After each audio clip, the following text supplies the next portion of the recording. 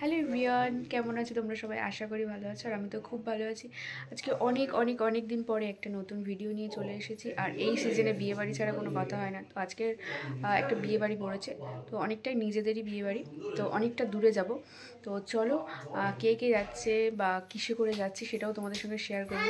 আর মামাম তো রেডি হয়ে গেছে, দেখো এই যে মামাম তো রেডি হয়ে গেছে। চলো আমরা সবাই রেডি হয়ে গেছি, চলো নিচে যাওয়া যাক, গিয়ে আবার সব কিছু শেয়ার করছি।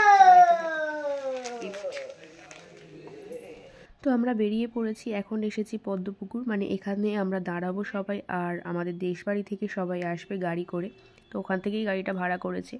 আর আমরা এখানে দাঁড়াবো, একসাথে এখান থেকে উঠে যাব গাড়িতে। তো আজকে খুব একটা ঠান্ডা পড়েনি, দেখেই বুঝতে পারছো। তো তবুও মামামকে আমি সোয়েটার টুপি পরিয়ে দিয়েছি, কারণ ওর যাতে ঠান্ডা না লেগে যায়। তো দেখতেই পাচ্ছ, আমাকে দেখেই বোঝা যাচ্ছে যে খুব একটা ঠান্ডা পড়েনি। আমি ব্যাগে করে জিনিস নিয়ে নিয়েছি, পরে বেশি ঠান্ডা লাগলে গায়ে দিয়ে নেব।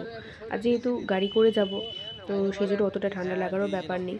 চলো গাড়ি আসুক, আসলে গাড়িতে উঠে আবার তারপর সব কিছু শেয়ার করছি তোমাদের সাথে। তো আমাদের গাড়ি এসে গেছে, আর দেখতেই পাচ্ছ গাড়িতে সবাই বসে আছে, তো আমরাও উঠে পড়বো। তো গাড়িটা কোথা থেকে ঘুরিয়ে আনবে বা কি কোন রাস্তা দিয়ে যাবে সেটা নিয়ে এখন কথা বলছে। তো চলো এখন গাড়িতে ওঠা যাক, আবার বিয়েবাড়িতে গিয়ে সব কিছু শেয়ার করছি। তো কথা বলতে বলতে আমরা চলে এসেছি টালিগঞ্জে। টালিগঞ্জেই বিয়েবাড়িটা ছিল আমাদের। প্রায় অনেকক্ষণ আমরা জার্নি করে চলে এসেছি, বেশিক্ষণ নয়, ঘন্টা এক ঘন্টা কি একটু বেশি হবে, আসতে সময় লেগেছে। তো দেখো বিয়েবাড়িটা এরকম লাগছে। তো চলো ভিতরে যাওয়া যাক কনের কাছে।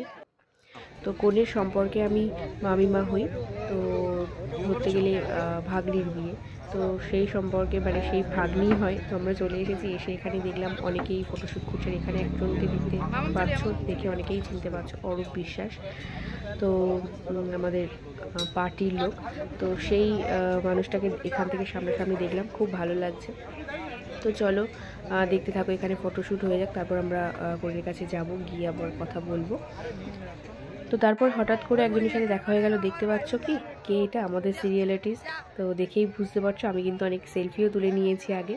তো এখানে আমাদের সাথেই কথা বলছিল, বেশ ভালো লাগছে। আর খুব ভালো মানুষ উনি, সবার সাথে মিশে কথা বলছেন, এটাই অনেক। তো তারপর খাওয়া দাওয়ার দিকে চলে এসেছিলাম, আর এখানে বুফেট সিস্টেমের খাবার দাবার হয়েছিল। যে যার পছন্দের খাবার নিচ্ছে এখান থেকে। তো মাম্মামের খুব খিদে পেয়ে গেছে, তাই সেই জন্যই খাবারের কাছে এলাম। আর মামাম এসব দেখে বলছে কি আমি এইসব খাবার খাবো না, জাস্ট পকোড়া খাবো আর আইসক্রিম খাবো। তো সত্যিই তাই, ও পকোড়া জাস্ট খেলো আর আইসক্রিম খেলো। জোর করে তাও পোলাও আর একটু চিকেন অল্প করে দিয়েছি, সেই খেয়েছে, খেয়ে আর বেশি কিছু খায়নি। 3টে আইসক্রিম খেয়েছে।